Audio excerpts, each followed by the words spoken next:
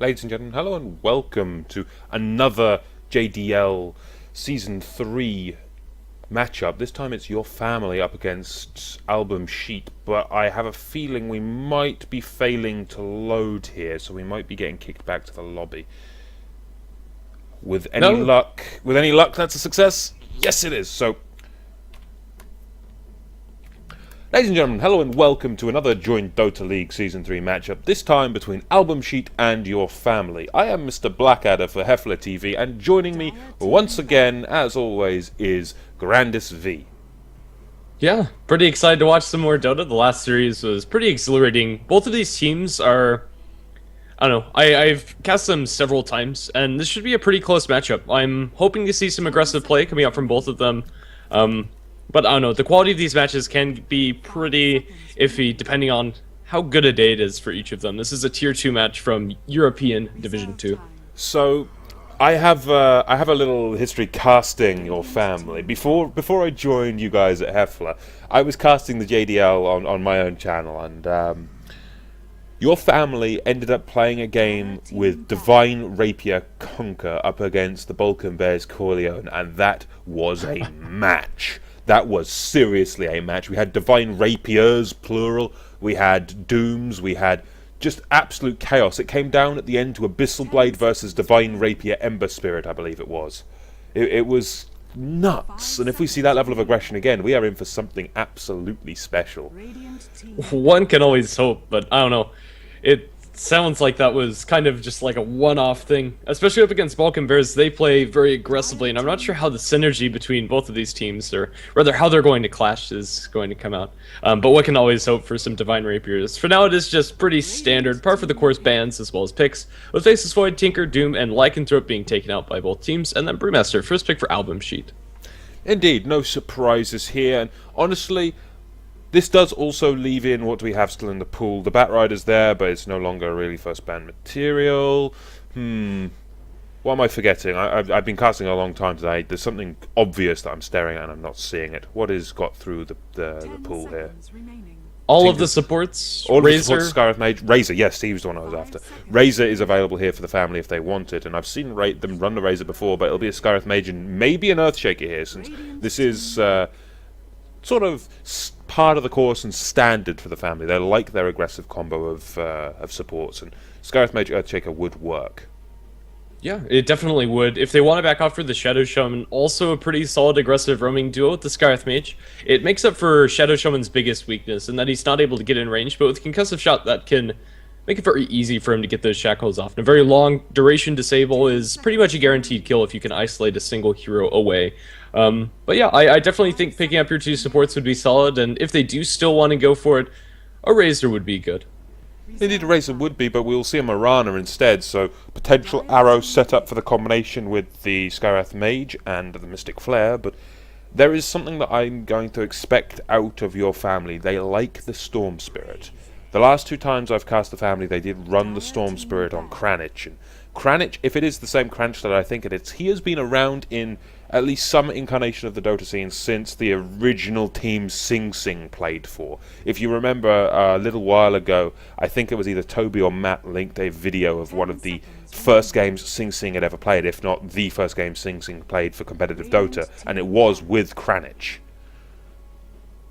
Yeah, a Storm Spirit definitely could be something interesting to see. Up against a Brewmaster, he functions pretty well if he rushes into that Orchid. But then again, against a Razor, Storm Spirit can't really get that much going, especially if that is your lane matchup.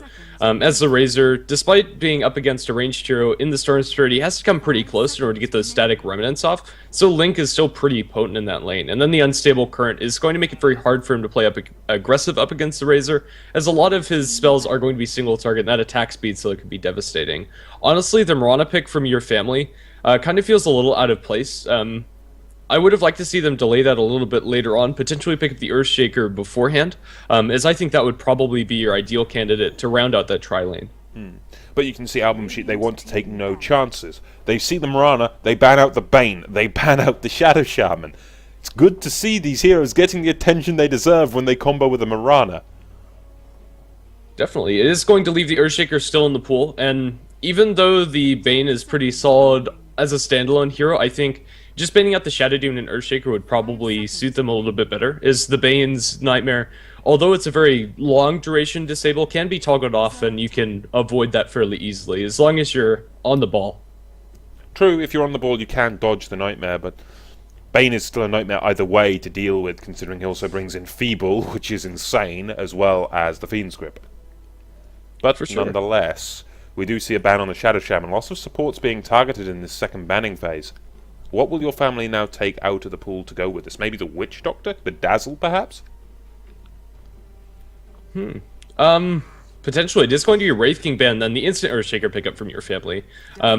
I love this pick. I think Earthshaker is hardly ever a bad hero to have on your team, as long as your fissures are on point, which is really the biggest question. If you have good fissures, the Earthshaker pick really never goes amiss. I'd completely agree. The Earthshaker is one hell of a hero in this meta. Hell, in most of the meta games we've seen Earthshaker at least work in some way, shape or form. And the buffs we've seen to Earthshaker lately, the extra 100 range on the Fissure, for example, it's a very powerful combination, especially when paired with something like that Skywrath Mage. It's a powerful combination, and we could see this as a tri-lane. Mirana, Skywrath Mage, Earthshaker. We could just be looking for 2 solo possible cores here. Yeah, and I definitely would like that laning choice coming out for your family. The Mirana is a pretty self-sufficient laner, and you could roam off of that lane with the Skywrath Mage and Earthshaker pretty easily, even if you start out aggressively. And, I don't know, even if that is your safe lane farmer. Pretty similar story. And then also, if you want to roam the Mirana and try to get some arrows across the map, you can leave the Skywrath Mage with Earthshaker solo in the lane, which really doesn't harm those heroes either. They'd love to have their extra farm. AlbumSheet, pick up the Tidehunter, and the pick for your family is a Death Prophet. Well, we've got all 3 cores now for AlbumSheet, so we are potentially just looking for 2 supports. And what supports would you really want to combo with these 3 cores? Let's see. Out of the ones that are still left in the pool, I think a Rubik would be okay. I don't know, there's nothing extremely strong that's still available in the pool. The Skywrath Mage, Earthshaker already taken up, the Wraith King, Shadow Shaman banned, as well as the Bane and Shadow Demon. AlbumSheet have a lot of supports that are available, but none of them are really, I don't know, show as being better than the other ones. To an extent, I could see Dazzle potentially working here, because that'll take away a lot of the physical damage potential of the Death Prophet if they put the Weave on themselves. It's one option they could look for. I mean, it's one of the few heroes that can offer flat damage reduction in some incarnation, but we get an Ogre Magi, and I can't say I expected this in any way, shape, or form. Even though I didn't expect it, I absolutely love it. If you can play aggressively with Ogre, that's really where he shines. Get those boots first, and once you get your level 2, you can just run down heroes. There's very little that you can actually do up against an Ogre Magi with boots. He has really great base stats. And I don't know, I can see this working out for AlbumSheet, although it's going to make their tri-lane versus tri-lane very weak. Sure, the tri-lane versus tri-lane would be weaker, but we could look for a Visage to fix that, or an Undying. But with the Undying, if they want to really make the Ogre Magi work, with the Ogre Magi trying to make this work, they're going to need a horseshoe wedged somewhere, preferably dark, to have that kind of luck. Yeah, definitely. I think the bigger issue is getting the Ogre Magi the levels to where that luck actually comes into play. Level 6 multicast is nice, and all, especially if you can get it onto your Fire Blasts. But then again, it really doesn't come into huge play until you have level 11, and an Ogre Magi that's coming from behind is going to offer you a nice stun, as well as some control with the slow, but other heroes could do that a lot better. If they don't start out aggressively, I'm not a huge fan of this pick, but then again, we are looking at some European teams, and this should be quite a bloodbath. I'm hoping so. I love a bloodbath. But with the last 2 picks now, for your family, we're looking for potentially a solo viable core. Potentially a safe lane solo viable core, or we could see an offlaner. But against this lineup coming out of AlbumSheet, Clockwork at least rings true as a potential hero here. So would a Weaver. Both are still in the pool as well. Yeah, Weaver definitely could do very well, as AlbumSheet don't have the best tools to control him up. Pretty much all they have is the Fire Blast coming out from the Ogre Magi, as well as the Ravage of the Tidehunter. And yeah, that's it. And without the Ravage, they wouldn't be able to fight up against him. And if the Weaver got a BKB, he'd pretty much be immortal. He could play very aggressively, and although I'm not the biggest fan of picking up Weaver before seeing the 5th pick, I'm not sure that AlbumSheet could really grab anything that would harm that Weaver's effectiveness. Whoa! But no! It's a sniper. Okay, I think I'm completely justified in saying this. What in Divinity's Edge is that? Why? What? I'm sure that your family have something in mind here, and we were looking for a solo viable hero, not the one that I was expecting. It can work out for them. AlbumSheet, unless they get an early Blink Dagger on their Tidehunter and Brewmaster, which they should, they're not going to have the best ways to bridge the gap into the Sniper. Brewmaster is going to make the Sniper's life quite difficult, although the headshot procs do go through evasion. Not sure about the mischance, actually, from Drunken Haze. Not sure about that interaction. But still, the Sniper pick, it's going to offer them a little bit of chip damage on the towers. I'm going to expect this to be a mid-sniper that maxes out Shrapnel first in order to get those early tier 1s down before they get level 11 on the Death Prophet. Potentially, yes. That's a Shrapnel push build would make some sense, but it's still an unorthodox one, and I'm not sure on which side of the line of genius or insanity this one is actually falling. But nonetheless, we do still have one pick to go from AlbumSheet. We already have the Ogre Magi for them. We're looking for another support of some description, and I reckon a Visage would make a lot of sense here. To an extent, so would an Undying. Just a hero that can dominate a tri-lane. Visage and Undying are two of the best ones in my mind, unless you can think of any better. It's a Rubik. It's okay. It has plenty of good spells to steal. It's Earthshaker Fissure especially, I think, is the one he's going to want to get his hands on more often than not. It's going to allow them to roam around with this Ogre Magi and Rubik combination pretty effectively with the Chain Stun coming out from those two. It kind of feels like a lukewarm pick, the Rubik. Lukewarm, yeah, I would tend to agree, but of course, you could steal the best spell in the game! Assassinate of Sniper. I love the little cute animations they have with Rubik, and him shooting somebody with his staff is, I don't know, fun. I agree with that one. The animations are fun on the Rubik, and Rubik is one of my favourite heroes to play, actually. But as we get into this game, I think it's time we introduce the players. For AlbumSheet, we have, standing in for them, Cact, K-A-H-T, Cact, yeah, Cact, we'll call it Cact. Over on the Rubik, we have Bignum, and equally, the final one for this potential tri-lane is Inquisitor, which I'm going to call Inquisitor now just for my sanity, because otherwise I'm just going to lose it. Over on the off-lane, we have No Fear on the Tidehunter, and this Tidehunter really does have nothing to fear in this game, in my mind. He'll be able to tank up quite nicely, and we have Reebok, finally, this is Chomi. Yeah, we'll call him Chomi. Chomi on the Brewmaster as the final member of AlbumSheet.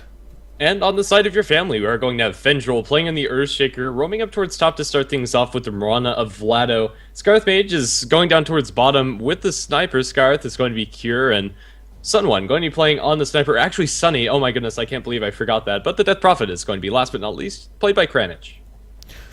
Fair enough. And I'm expecting Kranich to handle a mid lane. No surprises there. I didn't actually read that as Sunny either. When I was casting them before, I was calling him Bodhi just because it made sense. But yeah, Sunny on the Sniper makes a lot more sense than that. But what can we say? Us casters are always wrong, or we always mispronounce something. I mean, then again, you pronounce things a lot better than I do the majority of the time. I'll take that as a slight compliment, although I'm awful at that. I don't know, especially when it comes to Cyrillic names. It's bad. Okay. You know the team Cleve Gaming, yeah? Uh-huh. Their leader, their captain, what's he called? Oh, I can't remember. Spell X-A... X-A... Hakan? How did you pronounce that? Is it Hakan? Is that the, I think so. Yeah, you actually pronounced that right. The first time I ever cast them, I was pronouncing that, Zako.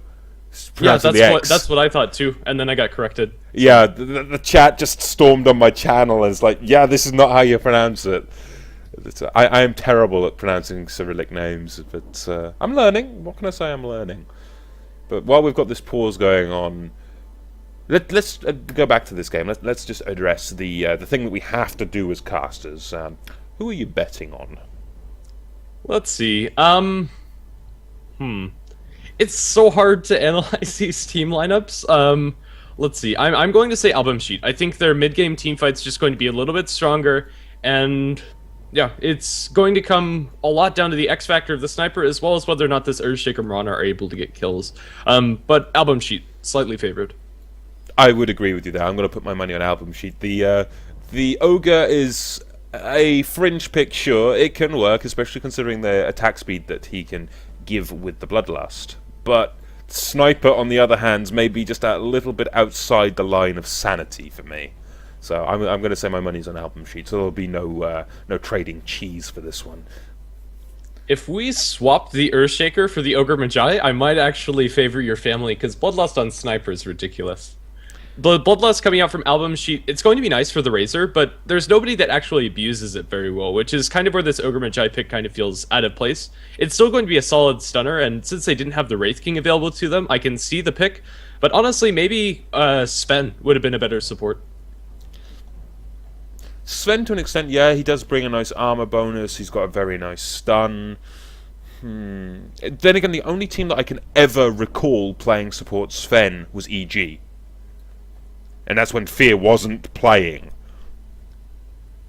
Yeah, I don't know. It definitely would have been unconventional, but we're talking about an Ogre Magi. I think we can go out of the box a little bit.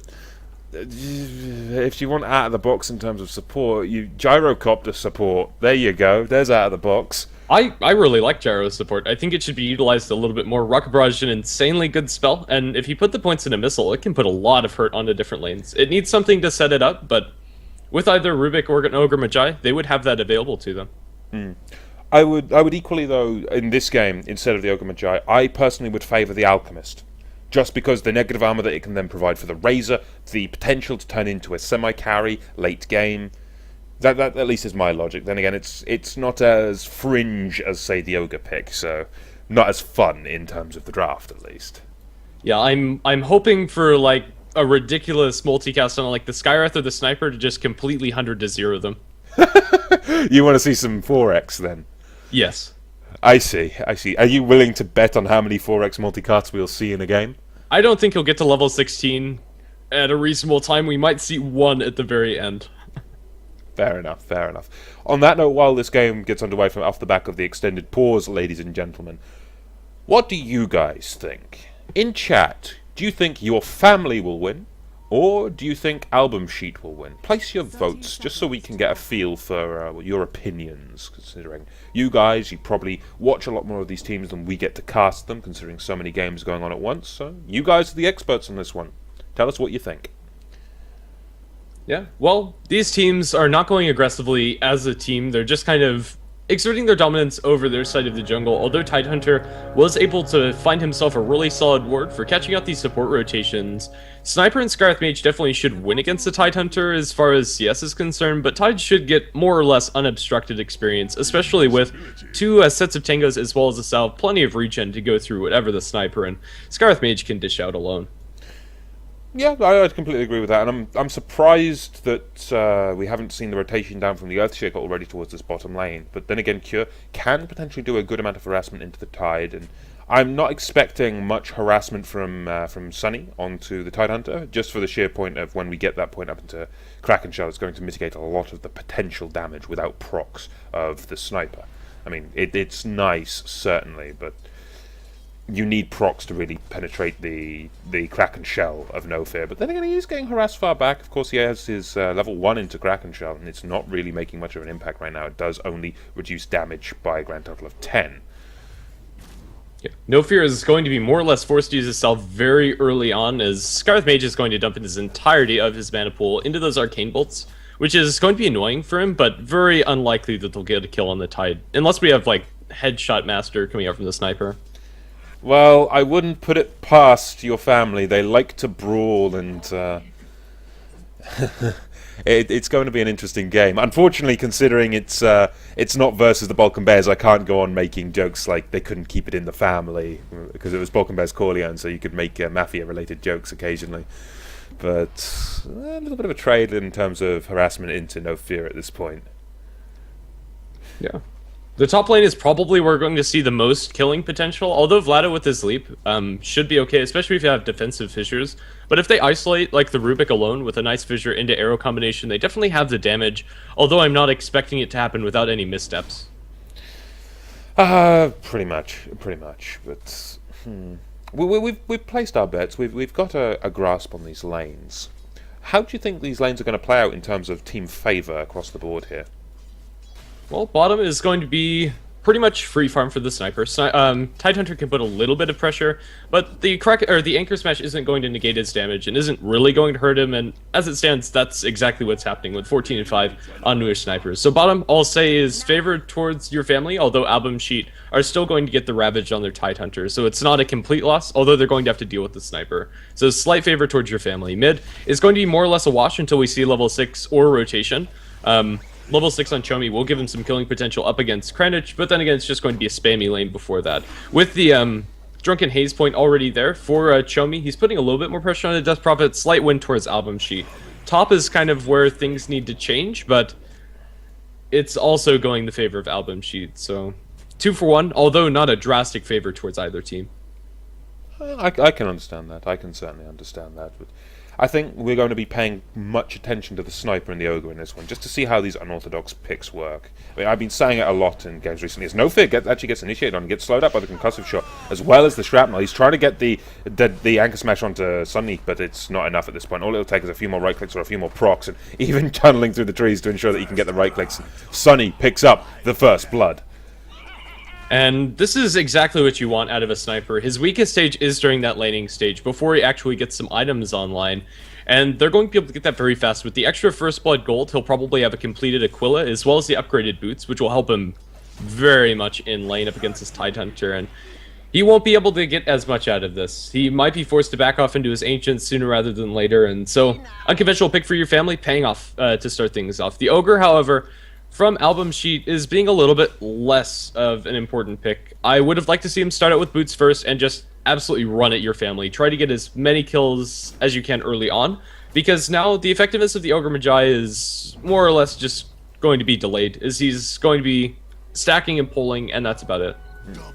Well, in the meantime, top lane, we do get the attempt onto Vlado's life. At least the static lane going to force him back from Inquisitor, but what you were saying about the Ogre, I would agree. Early boots on Ogre actually makes a lot of sense, because when we look at Ogre, we consider how high his base stats are. You mentioned this briefly in the draft. He doesn't have the best mana pool for an int hero, certainly. He has very high health to start out with, very high strength, as well as 7 base armor. How many heroes can you name that have 7 base armor? Ogre and Techies? Yeah, I was going to say answer 1 Ogre, but Techies don't count. Get the hell out of 9. Here. I think Techies has more. Get the hell out of here! Techies don't count. We don't talk about Techies. Techies is a black sheep of the family of heroes. I mean, the only other high armor heroes that really come to mind: Spirit Breaker at 6, of course, as well as Slado, who also has 6 base armor. But we do get a smoke potential rotation. Going to be looking towards this mid lane. If they can kill Kranich, this could work out for them quite heavily. And I think they will be able to, as long as they get off any of their disables. And as they're smoked up with boots on the Ogre, I think this should be a pretty straightforward kill with the way Kranich is approaching this lane. He's pushing into Chomi very aggressively, but no, it's going to be Sniper killing the Tidehunter pretty much solo as they do go into mid with the lift. And now the follow-up coming out from the Ogre, that's a very dead Kranich. I didn't expect the Tidehunter to die. Nor did I. I actually wasn't paying attention to the bot lane at all. I'm guessing we just had Sunny just going very aggressive in terms of attacking with the headshot, maybe getting a bit lucky with the procs, but still, a kill on the offlane for the sniper is all well and good, but AlbumSheet at least recovering and getting a kill onto the Kranich's Death Prophet, and if you can punish Kranich's mid, that is a very good thing to do. Yeah, AlbumSheet, they're going to put a stop to this sniper's early start, as have the level 6 on a Brewmaster. The way he's playing, I think Sunny is just straight up dead. Let's see. Well, he's very too far forward, I think, and especially when the Gush comes in, the negative armor is there. All it will take is a Thunderclap. Hell, that's not even needed. They're just going to right-click it down, drops the Thunderclap to assure the kill, and Chomi will get that one. Not even needing the split. They can go for more kills with Chomi. Went for the phase boots first, which is going to delay his Blink Dagger. But, I don't know, AlbumSheet, after those last 2 rotations, are really making things look up for them. I would have liked to see this a couple minutes earlier, with the Ogre Magi getting the boots, but once he got that amount of farm, they go up top with Fissure. It's not going to land the Ink Visitor on the left side of the Fissure, and the arrow misses as well, so he'll be fine. Zabel Salva. Well, from where we sit, we do have that potential for a more relaxed early game, sure, but we could be transitioning into a mid-game of absolute carnage. You've got the teamfight potential of Ravage almost available as well. It's level 5 tied as we sit. Mid lane in the meantime. Kranich actually getting dove here by Chomi and by the Ogre Magi of Cat, but in comes the Primal Split. TP came in from Cure. Can they bring down Cure as well? This could actually be a very bad TP from the family, and well, Boulder to throw. They need damage. They need to get on point. But if the Earth Panda hangs around, the Brewmaster could die under the tower. But in comes No Fear. He wants to get ballsy. The Silent Tower gets thrown on him, and Chomi's out. But in the meantime, the backlines of this fight, Cat does get brought down, and equally does the Skywrath Mage. So that's a 1-for-1 trade off the back of this one. Now Vlado getting very aggressive, throwing some right clicks into Bignum, but Vendril is trying to body block up. He's going to get a stun onto Bignum. One right click coming through from the Earthshaker. One more from the Mirana, and that's going to clean that one up. And now in comes Kranich. Here he is. Arrow going to fly, and Vlado gets the double kill. A flurry of aggression coming out of your family. Absolutely, an ill-advised dive coming out from AlbumSheet there is their Brewmaster. He kind of mismicroed there. The fog coming out big for the Skywrath Mage as he was able to back through the trees, and the Brewlings actually auto-tech some of the creeps. He needed to start out with the Wind Panda, Windwalk that through, and try to catch out the Skywrath Mage with the Cyclone. But they ended up chasing him too long, and it gave time for your family to rotate in, and now are going to trade better as far as kills are concerned.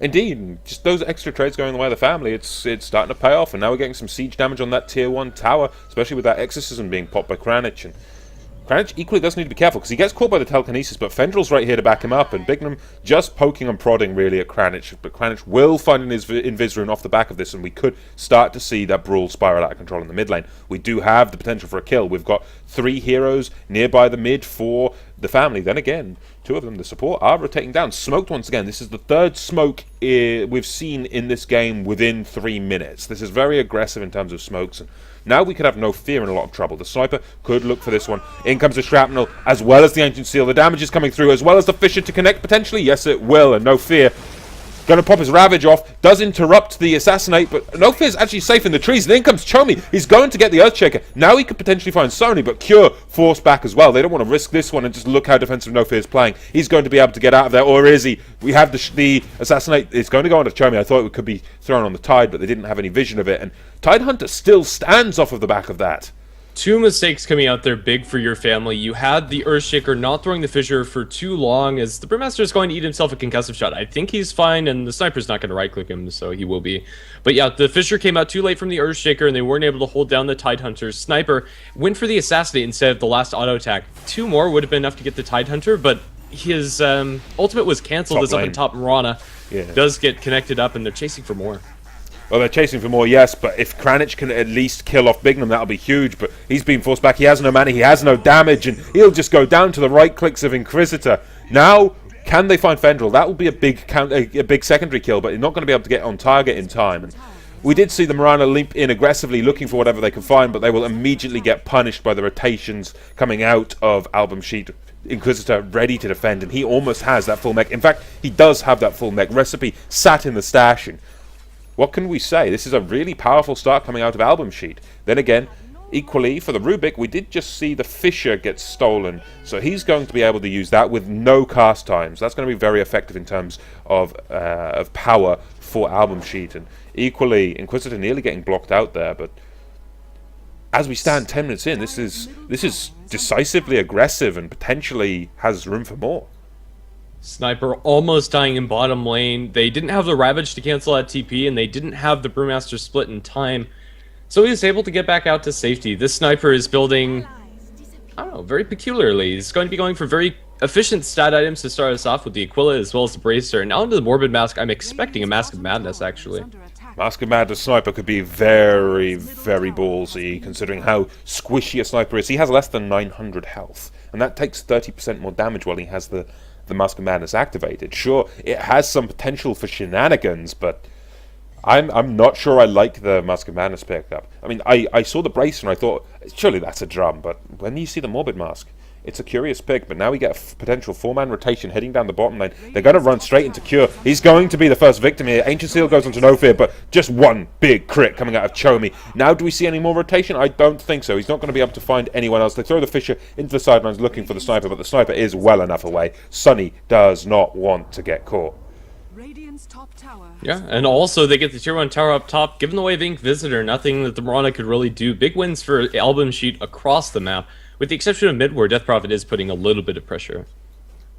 Well, that little bit of pressure from the Death Prophet, sure, Kranich will get stunned out by Cat, but that pressure is nothing. You're getting repelled really by the Ogre. You can't push into that tier 2 safely. Everyone is alive on AlbumSheet, and Kranich is just going to get the CS, really. I can't see the pressure there being of any merit.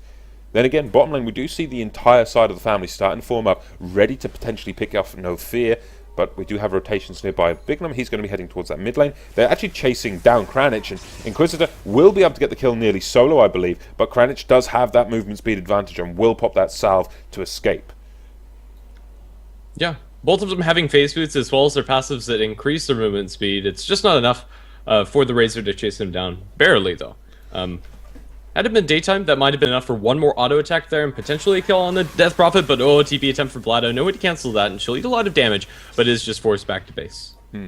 Well, little exchanges like that are going to be so heavily in favour of AlbumSheet. It stops the entire side of the family farming when they have to retreat like that. And sure, now we see a rotation coming towards this bottom tier 1. And now we're starting to get 12 minutes into the game. Let's take a look at the net worth as it stands, shall we? Top 2 both belong to AlbumSheet, but then you have the 3 big cores coming out of the family, and they're going to find themselves a tier 1 on this bot lane, and they're going to look for some more off the back of this one. They throw the Ravage, No Fear, however, it's going to die to one more attack coming out of the Mirana, and equally Kranich is going to be the one to force back the Brewmaster of Chomi. Yeah, TP back in mid as we do have a pause coming out here. Not exactly sure what that pause is about. Currently, we're looking at the Ogre Magi as well as the Rubik pushing out mid. They should be fine to back off, although 2 heroes have been forced out. Yeah, it is Fendril and Cure going towards that lane. So potentially a support brawl. I don't think we'll see it as Fendril does not throw out the fissure, but they're going to go instead for Fendril. He steals the fissure himself and then goes aggressively onto him. They don't have the extra follow-up damage. No ignites coming out from this Ogre. Not see a support brawl? These guys love to fight. What the hell are you on about, Grandis? I don't know.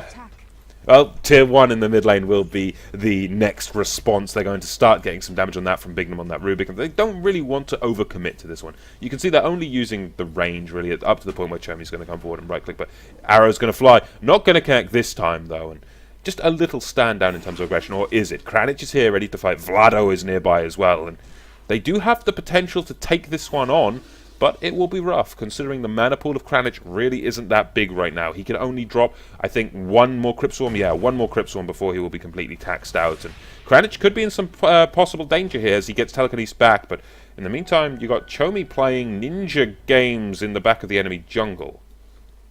Yeah, this build coming out from the Brewmaster, I'm not a big fan. Phase boots into drums, it's nice on pretty much every hero, but I think the Blink Dagger is going to offer you more.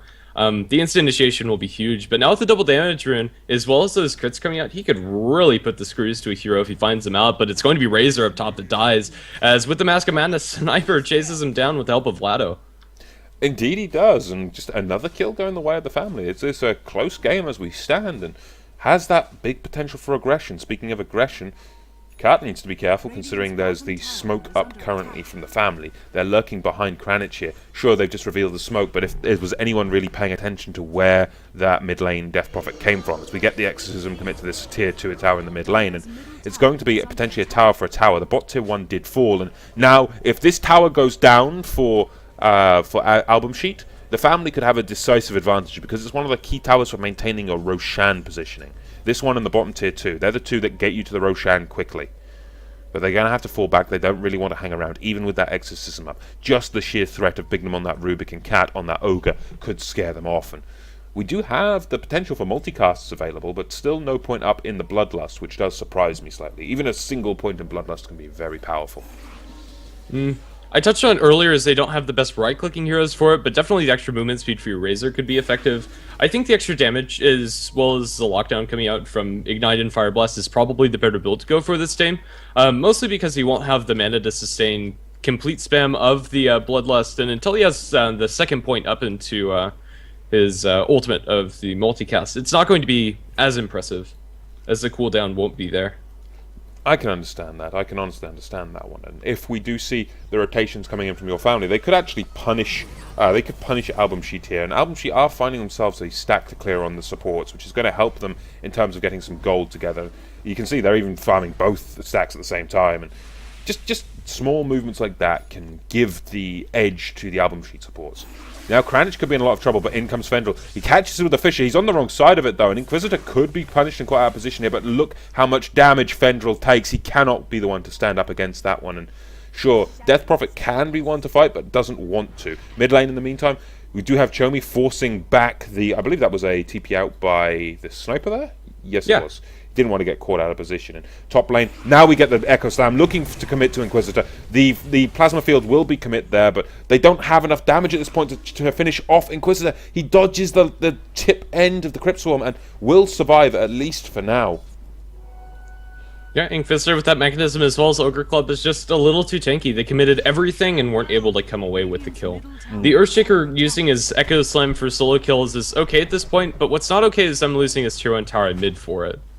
Indeed, and with that tier 1 going down, that's going to help out your the AlbumSheet side considerably. And net worth-wise, we can see the net worth. Let's take a look at the graph. That's a little more decisive in telling us who has the advantage. That's a 2,000 gold lead for AlbumSheet, and that's off the back of that tier 1. But it's only a 500 experience lead. It's a very close game across the board right now. Yeah, I'm not sure if that lead is really all that decisive. It's all down to the tower advantage. It's just that one tower that AlbumSheet have over your family, and eventually that is going to be balanced out. I think they're pretty even as far as fighting potential in a full 5-on-5, unless Ravage and Split are up. If they only have one of those, it's even, but then again, Ravage and Split are pretty much the kings of the court until we see a BKB on Death Prophet and on Sniper, which are a long ways away, since neither of them are even thinking about purchasing. Well, we do have that Maelstrom now complete for the Sniper, which is going to help out with his physical right-click, and I'm wondering if we're going to see straight into a Mjolnir even before a BKB. That would be a very greedy and a very ballsy move, certainly, but it might be the right one, as now we get Chomi, gets stunned out by that Fisher, and now No Fear comes in off the back of this. He does have his Ravage ready to go, but it'll be forced back by a silence to the Death Prophet for a few seconds longer, but Chomi continuing to chop apart Fendrel, and he cannot stand. Mega kill up for Chomi. But now we get the jump forward from No Fear. Can they bring down Cure as well? They could do this potentially, but they don't really want to commit anything extra to it at this point in. They don't want to spend that Ravage. But bot lane, Bignum is going to potentially get jumped on by Vlado, but telekinesis up into the air immediately. But Mask of Madness Sniper destroys the Rubik and forces the Eye of the Storm out of Inquisitor, but he's just going to fall back now. He does not want to hang around with that one. Absolutely not. I don't really like going straight Mjolnir on the Sniper. As a Mask of Madness is great to bolster your damage, but you're just going to die too quickly. If one lockdown spell goes your way, you are going to fall. I mean, the Mask of Madness doesn't change that from your normal Sniper, even without the Mask of Madness on, he's probably going to die, but I think up against a Brewmaster and Tidehunter, BKB is such a necessary item. They'll have the physical damage from the Razor, but other than that, the ways that they have to control the Sniper are fairly limited. Indeed, they need some form of control in my mind. The limited amounts of control are a big deal here, a very big deal. But as we stand in this game, we are 20 minutes in. We are 8 for 9 in terms of kills. We have BKBs starting to come online for AlbumSheet. They've got a BKB present on Inquisitor. They almost have a BKB finished on the Brewmaster as well, so he cannot be silenced out when he wants to jump in with that Primal Split. What else do we have coming online? Over on the Ogre, he's looking for an Aghanim Scepter, just so he can always have a Fire Blast ready to go. Over on the Tidehunter, he's going to be looking for potentially the Mechanism, and he's already got his Blink Dagger, so a mech's not going to be too far off, I should hope. And finally the Rubik, who's just playing that 5-roll Rubik, only has an Urn and Arcanes at this point. Yeah, the Aghanim Scepter for Ogre Magi isn't going to come out for quite some time. But yeah, one of the biggest problems you see when you're running an Ogre is the lack of mana that he innately has, and with always being able to have that unrefined Fire Blast ability, you're going to be able to contribute something, although not as impactful as maybe an Aghanim Scepter on like Shadow Shaman or Witch Doctor, Visage, anything like that. It's still a really solid pickup, although I think Force Staff would have been better suited to this game. I would be inclined to agree a Force Staff would help, but then again, even if you Force Staffed your teammate away, if he's in danger, he could still go down to the Snipe.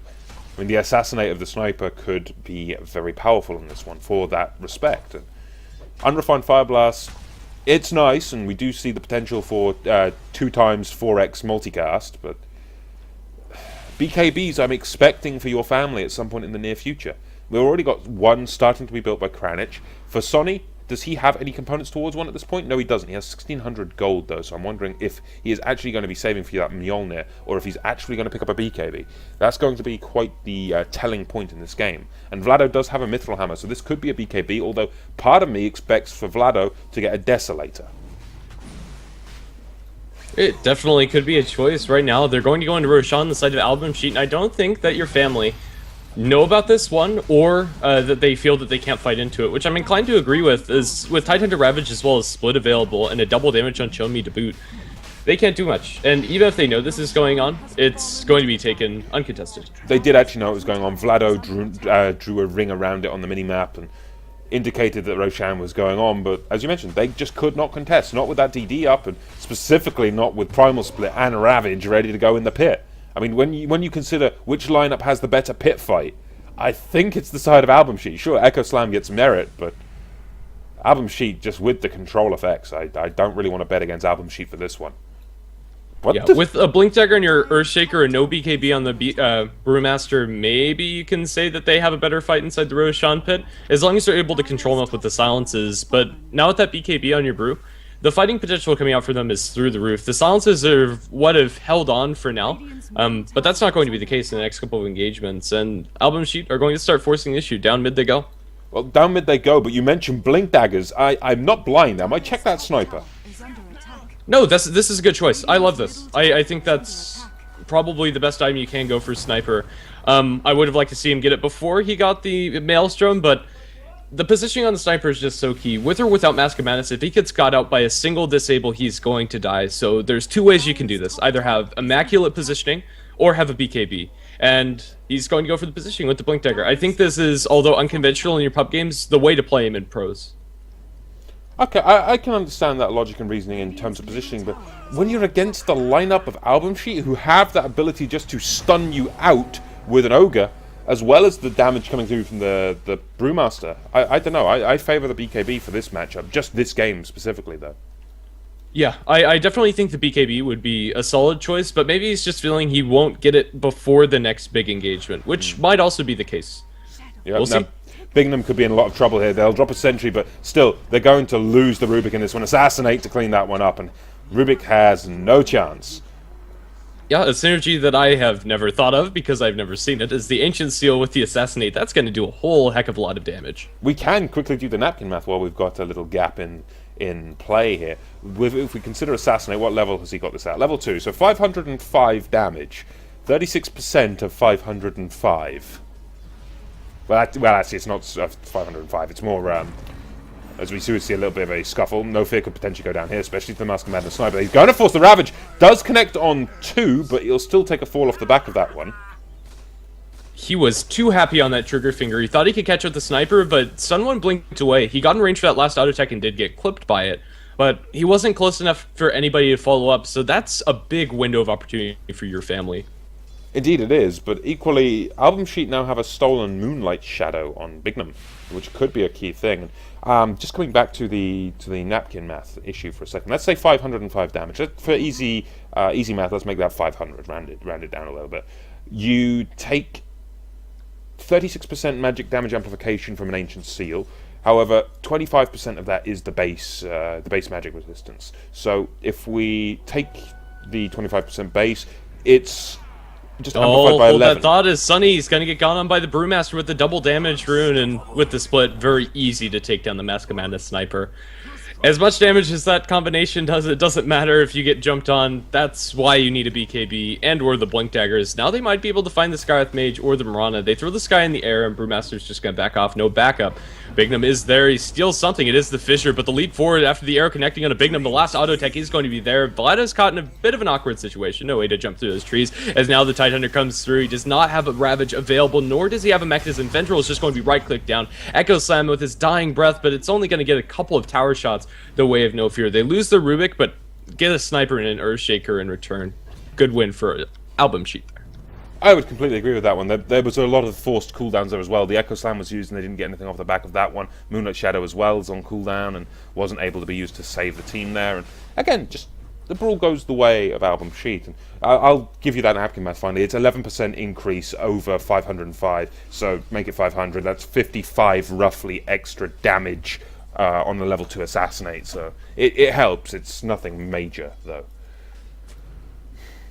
For the Rubik and for, I don't know, for the Rubik it is. Because that's for the more Rubik than half of his HP pool, as we might have an engagement as they're going up high ground and get caught out by the arrow. They're going to drop the Mystic Flare onto the Ogre, and he tries for the stun, but won't be able to get it. And now they look for more as Cure's lifted up. It's getting Static Link and just right-click down. That's going to be 1-for-1 support trade. Indeed it is, but equally though, the chase could come out, and they're going to look for Vlado here, but in comes Fendrel, will drop that Fissure to stop any form of chase, and that's going to be the end of that one. Yep, Aegis is going to be reclaimed in about a minute, so Razor not going to have that available for much longer. I don't think they're going to be able to get any towers with this Aegis, honestly, so maybe they look to try to go for some more aggressive pickoffs. But still, anybody's game. We're going to have the Razor Aghanim Scepter, which is what they'd want if they want to fully commit to those towers, but they're not going to have it before this Aegis is gone. Well, Rubik. Okay, yeah, I did not see that one coming. I wasn't even looking at the mid lane. Why was Rubik that far pushed up, though? I don't know. He just got caught out by a Fissure into Arrow, I think. I was not expecting him to die, and I wasn't expecting him to be there, but he was, and your family pick up a nice freebie. Yeah, if your family can keep finding freebies like that, or just maintain some level of aggression, they might even be able to turn this one around. And if we look at the graphs, well, I'm not even going to say turn it around. It's still really damn close. It's less than 1,000 gold difference between these teams, and experience-wise, slight edge to your family. But the Aegis is now reclaimed, so that's no longer going to be a factor in the next fight. And how about we take a look at the items across the board, shall we? We've now got BKB up for Kranich. We've got a BKB on Vlado for your family, but equally, for Sun 1, we have, Sunny on the Sniper. Maelstrom is finished, Blink Dagger is up, he has a Mask of Madness, and now he's going for a BKB on the Sniper. So we're finally going to see the survivability item picked up, and that does of course leave the supports, who are both just rocking Arcane Boots. They just cannot get a break in this game. Absolutely not. This is actually one of the most curious games I've seen as far as items are concerned, because it's almost mirrored across both teams. We now have one more Blink Dagger on the side of the Dire, but everybody's rocking those Phase or Arcane Boots. 5 pairs of each on both teams, as well as a pair of drums and Aquila on both. Or actually, no Aquila onto AlbumSheet, but either way. Very peculiar. The gold graph means absolutely nothing. It's all about these team fights, and we might see one mid very shortly. Indeed we are. The 5-man death ball of AlbumSheet is bearing down that mid lane, and they do now have that BKB Aghanims combination on Inquisitor. So if he can find the Eye of the Storm here, this could be huge. And now with this Eye of the Storm blocking on the towers, it's going to be up to your family to try to stop this. They're going to throw the Assassinate straight onto Inquisitor, as well as the Mystic Blade. Takes good damage, but now comes out the BKB, and Ravage to be commit. Does only connect on one, and everyone else is forced to retreat. Where's the Primal Split? He gets silenced out again. In comes the BKB. Primal Split in the base. Is he just going to come out just to force this back? In comes the Multicast. It's a 3x onto Vlado, and now everyone's forced to fall back. They do not want to get picked off. Arrow's going to fly through. Does not connect, and Chomi regenning up quite nicely, but off the back of that, everyone is still alive once more, and from where we stand, it's a tier 2 for nothing near enough. Yeah, pretty much. It's more or less a lot of spells being thrown out for AlbumSheet to pick up a tier 2 uncontested. They zoned everybody out with the threat of the split, but that was about it. But then again, no fear, he's going to make me question the meta as he picks himself up a 30-minute Hand of Midas. I don't know. If you want the refresher, just go for it. If you want something else, pick up that Shiva's. I don't understand it. I'm inclined to agree. It's a conundrum. It's an enigma. What can I say? I mean, if he wants that to be effective, he's going to need to go for 70 minutes plus in this game, and at that point, your family should just straight out win with a Death Prophet with Exorcism, Sniper that gets stacked, as well as some Mirana right-clicking. The late game advantage for them should be fairly obvious. Yeah, this No Fear Midas, I'm not sure if it's hubris or what the choice is. I honestly don't know. He doesn't need the level advantage at this point. He's already got his Ravage, he's got his Blink. Shiva's makes the most sense. Hell, even AC would make a degree of sense, but a Shiva's into a refresher, surely. I mean, he's trying to finish a mechanism as well, but there's already a mech. He already has one. No, sorry, that's a pipe. He's trying to finish a pipe, and that's going to certainly help, but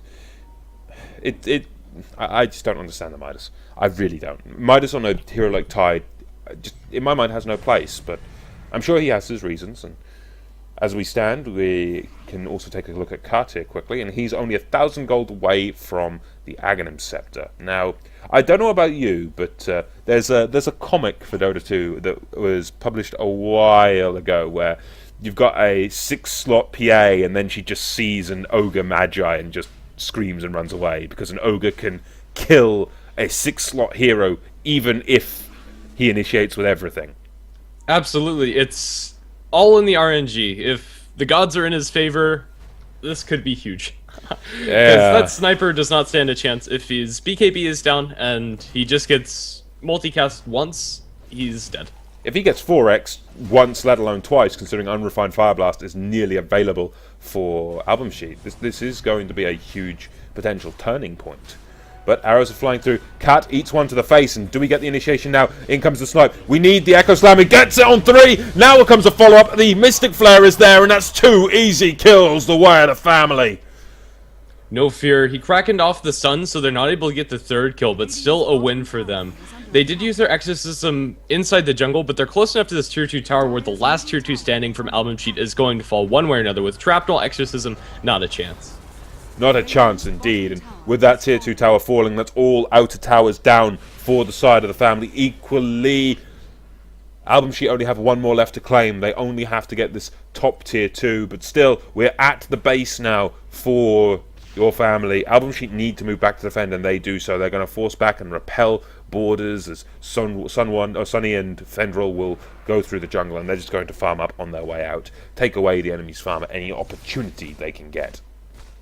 Yeah, this is still anybody's game, although it's a good win for your family, and for once I think we can actually say that they have an advantage. As soon as the graphs actually wear down, the gold isn't going to be vastly in their favor, but probably about 3,000 once it actually settles, and the experience arguably more important at about 6,000 now.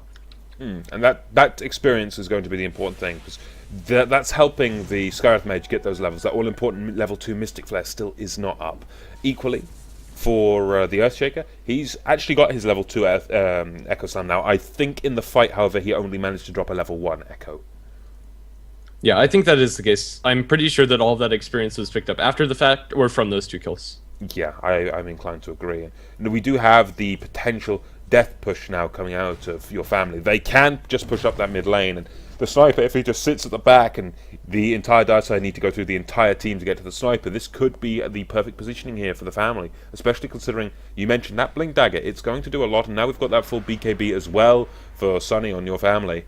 It's adding up. It seriously is adding up here. Yeah, I'll expect him to complete up the Mjolnir as his next item, mostly because his item slots are pretty cramped. One of the downsides of going for this build, as with a Blink and Mask of Madness, that's 2 items that aren't your full 6-slot, as you generally think it, items. I'm going to assume it's going to be Mjolnir into Daedalus, and then he'll replace those face boots with the Boots of Travel. But right now, Sniper is at kind of peak of as far as split pushing power is concerned, as well as doing a whole lot of damage in those team fights. It's only up from here, but he's still kind of at the point where Sniper wants to be. But now we do get another smoke coming out of AlbumSheet. They want to try to rotate in off the back of this one, and they might try to wrap around. They're going to go catch Cure. The Gush is there. He's just going to take too much damage. They drop the Mystic Flare, sure, but it's nowhere near enough. In the meantime, what else do we see? Shrapnel got dropped, and Vlado and everyone else just rotates away. They cannot risk getting caught, and Inquisitor will pick up that kill, getting himself a mega kill. Yeah. As nice as it is to get those solo pickups on supports, that was a smoke and a lot of time used by AlbumSheet in order to get it, so I don't think that's going to be the worst for your family.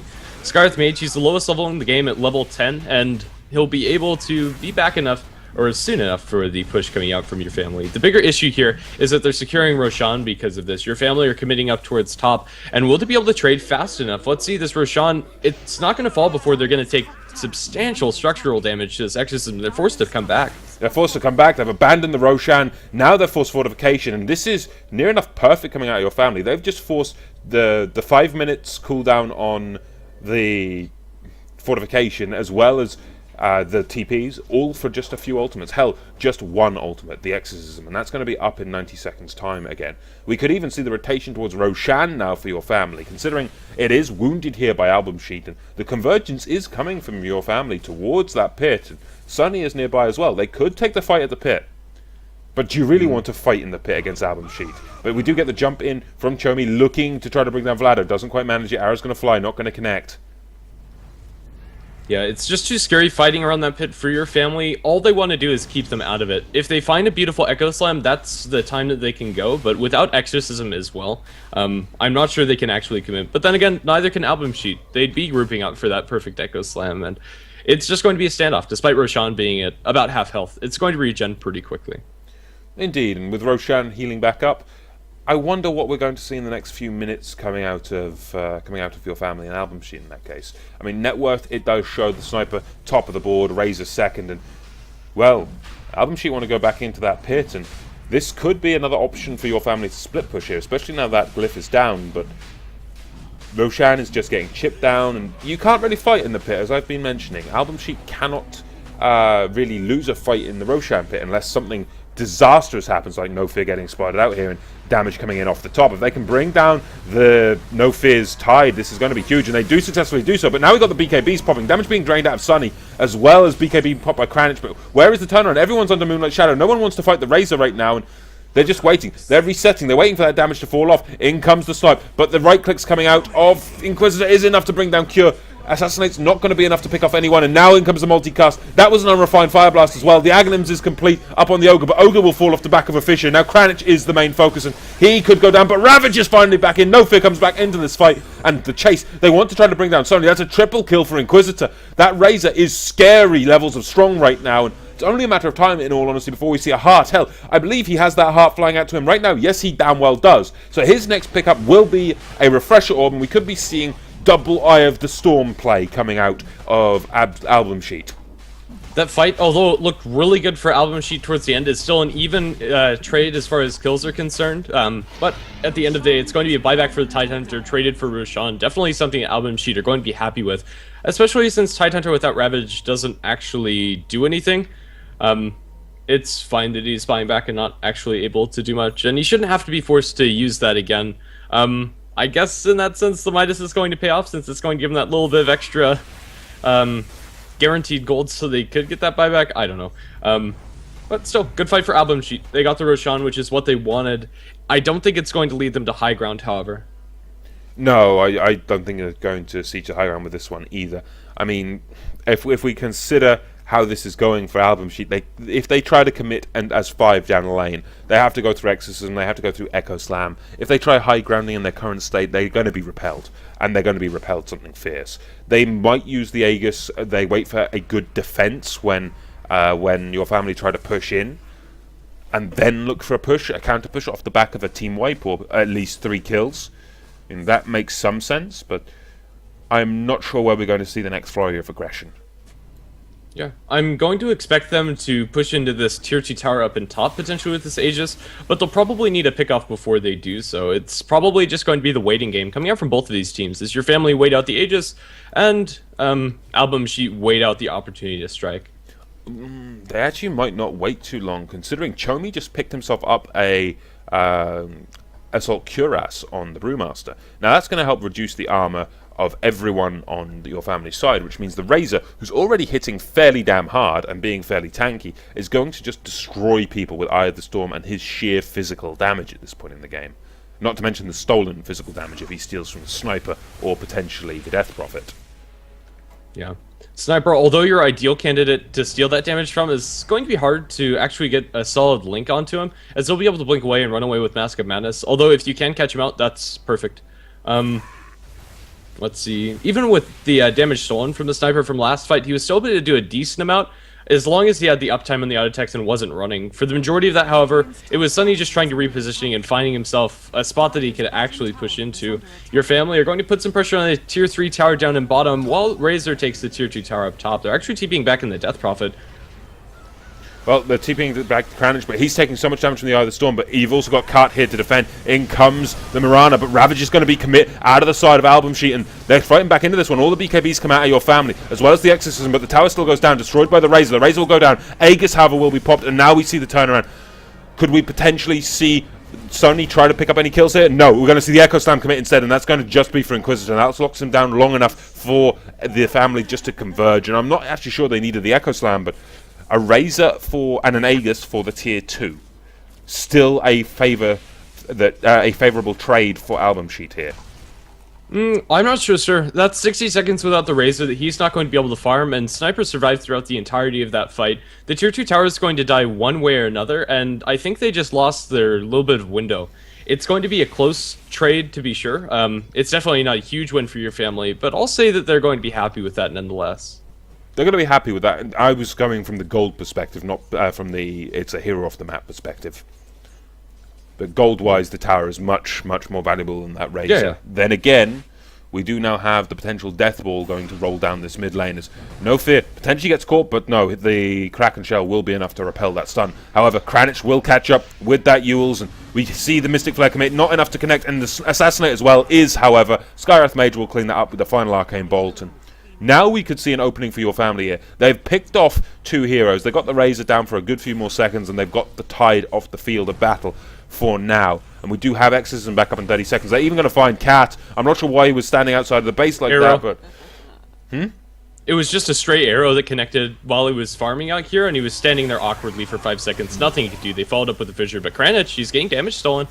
Yeah, he's getting damage stolen, but he's used up. Now we get a Fissure coming through, and the potential turnaround. BKB popped by Inquisitor, as well as the Eye of the Storm. Does anyone really want to fight this Razor at this point? I don't think so. They're going to wait out the BKB, but that's now offline. Do we see the potential re-engage? It seems we might. Crypt Swarm to keep this pushed up, and really, it's only a matter of time before we start to see this Tier 3 siege. And most importantly, we do still have, as Telekinesis is thrown onto Kranich, the Exorcism is back and available. And down goes the Rubik. Can't survive this one. Chomi comes back in. Does he have a Primal Split? Yes, he does.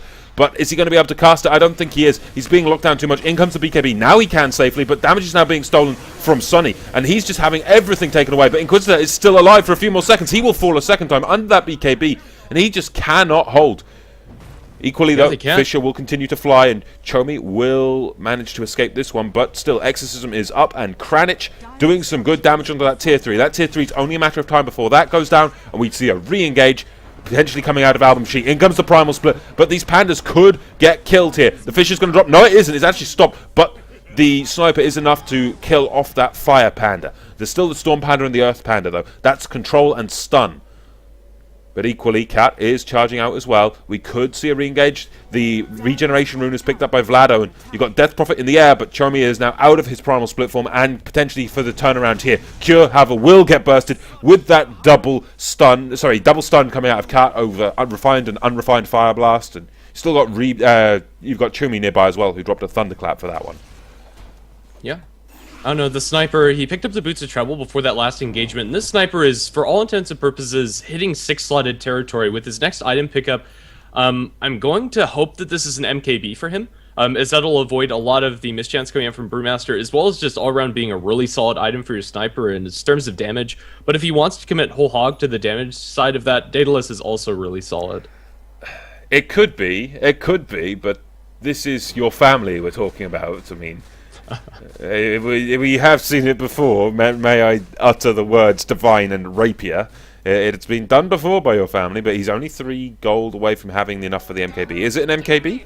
He's not buying up. Yeah, he could be saving for a buyback, sure, but... He's probably doing that. I don't think we're going to see a divine rapier unless they get an Aegis. I don't know. I've seen aggression out of these guys before. They've done it before without a Aegis, without a buyback. Yeah. It's been done. As much as I'd love to see that, I think it's just too risky. They're still fighting on fairly even footing, but that might change as Bignum gets picked off by an arrow after the Fissure coming out. That's going to be a Rubik down for 50 seconds. These buyback timers are not looking too great for the Dire. In fact, only 2 heroes in the entire game, Death Prophet and Sniper, have it available.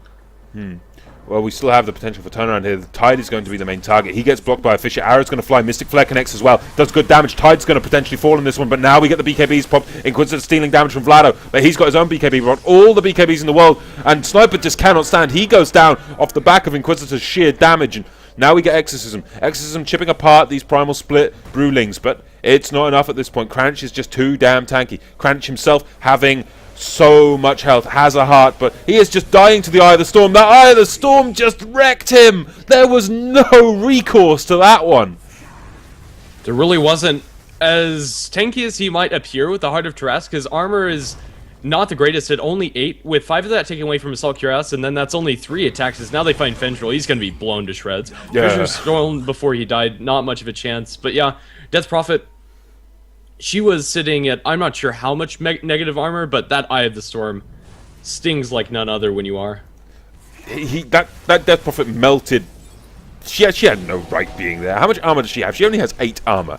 Eye of the Storm removes an armor per second. This is a scary death ball coming out of AlbumSheet now, and they're going to have their Tide back for this one as well. Tide's back alive, has his Ravage. We have Eye of the Storm available. We've got everything except Primal Split ready to go. Death Prophet forced to buy back in this one, but now comes the push onto that tier 3. Can we see a tier 3 tower finally fall on your family's side of the map? It seems we might, and it's still ticking down. Inquisitor's just going to tank up the tower. He does not care, and the fish is not even going to deter him much at this point. And I'm expecting to see a re-engage. They're going to wait for this creep wave. Do we see AlbumSheet ready to recommit? No, we're going to see TPs back. I'm not sure why they're falling back. They have the ability to fight so well. Or are they just really this scared of the sniper at this point? I'm not sure it's really the sniper that's delaying them. It's more the Blink Echo Slam. They're kind of caught out, and without an Aegis, it's very scary fighting up into that, especially with no buybacks. Now they have one on the Razor, but it's going to be mid where they go on to Vlado. Well, they're going to try to bring down Vlado, but in comes the Echo Slam onto Kat and onto Chomi, and he's going to go down to the Mystic Flare, and down goes the Ogre as well. A good engagement there by your family, and I was checking the jungle because the Ogre was there first, but no, it's a case of it was the mid lane where the fight broke out, as you pointed out. Now Sony is pushing down this mid lane with Kranich, and that's a 3-hero deficit here for AlbumSheet. They cannot survive this one, and the racks are going to be the main target here, especially with this Exorcism up. Just a complete turnaround. In some ways, a throw. Why were AlbumSheet so far pushed out, I wonder? But with the mid set of racks down, it's a case of where are we going to see the attentions of your family turned next? That's also going to cost them a buyback from the Brewmaster that does literally nothing. As he was not able to defend the barracks, they might be able to push up towards high ground, but they still have a little bit of exorcism going. Death Prophet, it's going to wear out, but they cancel a TP on the Razor with Yules, and now with the Sniper Arrow going to land, he's silenced up. Inquisitor is going to die. I don't see him getting out of here. He's just stunned for too long. Indeed, and this could be an opening here again for your family. That's another 80 seconds where the Razor is dead. Sure, the Razor has a buyback, and we can show the buyback tabs now because it's more important at this point in the game. I mean, sure, you've got the Razor dead, he has a buyback. There's still an opportunity to push and get some damage onto towers here, but it seems like AlbumSheet, they're going to turn around and they're going to go for a Roshan instead. And with the potential for a Roshan here for AlbumSheet, do they have the ability to get a Rax to equalize? I don't think so, not without the Razor for sure. And now Chomi, he just used his BKB. I'm pretty sure that was a misclick. He's going to get himself an Aegis, so that's probably going to secure that he gets off his ultimate one way or another.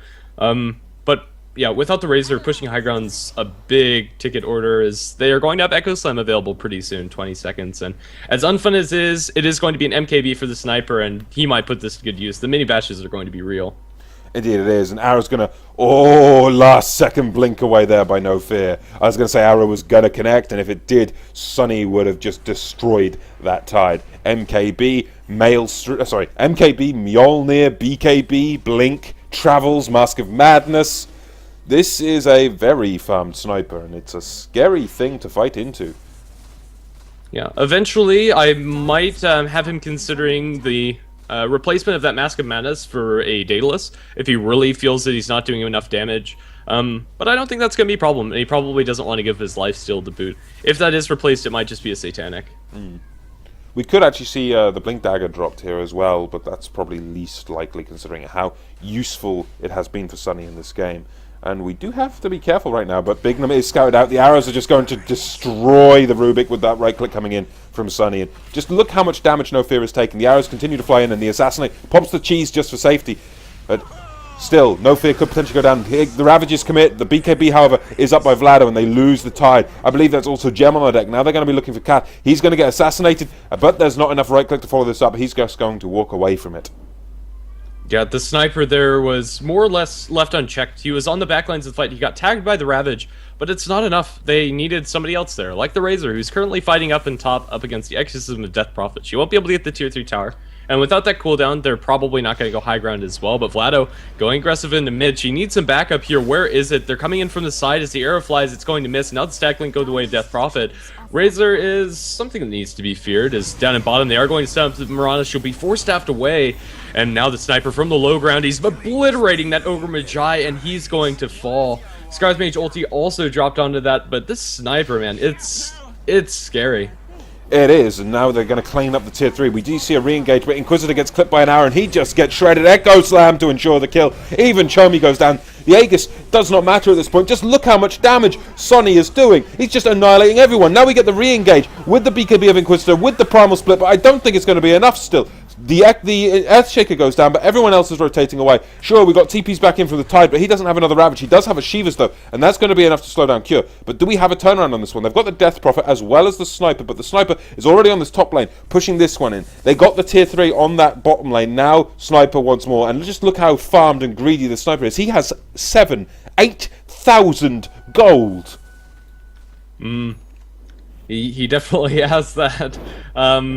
Bank covered for himself. I have no idea what he's going to do. Because honestly, I think giving up any of these items is going to be something he doesn't want to do. I'm pretty sure this is going to be a Black King bar refresh for the Sniper. Yes, most likely. It's only got 4 seconds left on it, but equally he could sell a Mask of Madness, which he will do. What are we going to buy? What are we going to buy? Come on, show me the Rapier. Show me the Rapier. He might be thinking about it. He is thinking about it. Oh, you disappoint me, Sonny. You so heavily disappoint me. Well, I'm pretty disappointed too. It's going to give him a lot more sustained damage to the team fight, however, as that's going to be 70 attack speed all the time, although he is going to lose his lifesteal because of it. I think the choice, instead of Rapier versus something lame, like a Butterfly, I think the choice was more Satanic or Butterfly. We'll go for the Butterfly and still let's buy back. Yeah, still having the buyback off the back of buying a Butterfly, that shows how rich this Sniper was. And in my mind, we're looking for some kind of tier 3 push once more. Hell, maybe just even tier 4s. But top lane, we do see Kranich in a lot of trouble potentially. Gets Telekinesis, going to be thrown back, but 1 stun, 2 stuns, no 4x multicasts this game though. And his damage is all being drained away. And with the Tide coming in to ensure the kill, that's going to be a big investment to kill the Death Prophet, but a worthwhile one nonetheless. This is off the back of a buyback, so she's dead for over 100 seconds. Yeah. It's a good pickoff to be sure, and that minute and a half without the Death Prophet is a little bit of an opening for AlbumSheet, although I don't think it's enough. They're able to put enough pressure on the map with the Mirana as well as Sniper with Boots of Travels, and actually, Mirana and Sniper are item best buddies as they have the exact same inventory, with the exception of the Blink being replaced by a drum for Mirana. But Inquisitor gets blown up like no one's business in the meantime. He was just a stain on the map, and he's dead now with over 100 seconds himself. He also had a buyback, so he's out of this one for a significant amount of time. It's about equal now, and we do get we get the Veil of Discord available for the Earthshaker, so we're looking for big magic damage in the next one. And it's only a matter of time in my mind before we see the next set of racks, especially off the back of Razor being dead without a buyback. Yeah. I'm not sure that your family are going to push it without the Death Prophet. Does she have Boots of Travel available? She does not, and she doesn't have the gold to buy them. So Death Prophet is not going to be available for this push, although with the Sniper, they might be able to do it. They're just going to maintain this pressure until they have the Death Prophet. I think so, yeah. But actually, Death Prophet would have enough money if she was to sell her phase as well. She would then be able to flat out buy the travels.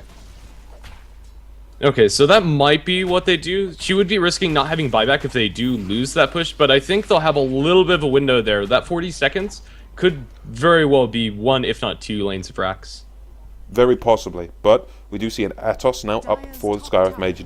We haven't really touched much on the Skywrath Mage. He's been doing a lot in these fights. He's been dropping some pretty damn good Mystic Flares. And from where we stand, he's got a 4-staff, he's got Arcanes, and he's got Atos. So all in all, he's actually doing okay for himself, considering he has continued to be the ward role for the lineup of your family. Yeah. Oh, down in bottom, they're looking for the Fissure onto the Ogre. Do they even need it? They will, and the arrow to follow it up. He's so dead. Wicked the Mirana, sick. Wicked sick for Vlado on the Mirana. As you said it earlier on, as Mirana is not really seen as a hard carry, this game she is carrying her weight, definitely, with a full item slot ahead of your Razor, as well as her items just being more impactful. This is actually a hard carry Mirana. Even if they kill the Sniper, Vlada is still going to be hitting like an absolute truck. Oh, this Sniper has 6,400 gold again, I'll point out. He could casually buy himself another BKB. Hell, he could buy a Rapier if he wanted it. And We are seeing that siege with the shrapnel up for that tier 3 on the top lane. Exorcism to be committed as well. Arrow onto Inquisitor. Echo Slam as well. Good damage being thrown onto the Razor, and he will go down. The Ravage was too late, and the Tidehunter will equally fall. Fendril will die in exchange, but now Vlado being worked on by Chummy. It does not matter. There is too much damage coming out. The Primal Split is there, but I don't think Primal Split is anywhere near enough to hold this game anymore. You've got 10 seconds before the Ogre's up, but the Ogre cannot do anything, and no one has a buyback on the side of AlbumSheet. So this is going to be a full set of racks up on this top lane, and it will be tier 4s as the next target. Buyback cover by the Rubik, and GG, I believe it was GG called? No, GG wasn't called. We've just got disconnects coming out of AlbumSheet. It's effectively called. Yeah, GG there you is go. now called. Victim. But off the back of that, a dominating performance with a sniper. And this is only game number 1 between your family and AlbumSheet, so they're going to match up again in a few moments' time, and we look forward to seeing you guys for that one. I have no idea what we're going to expect from both of these teams. The picks were a pleasure to watch, and I don't know, your family, it was so close for so long, but they were the ones that came out ahead. Indeed they were. So don't go anywhere, ladies and gentlemen. We'll be back with game number 2 momentarily.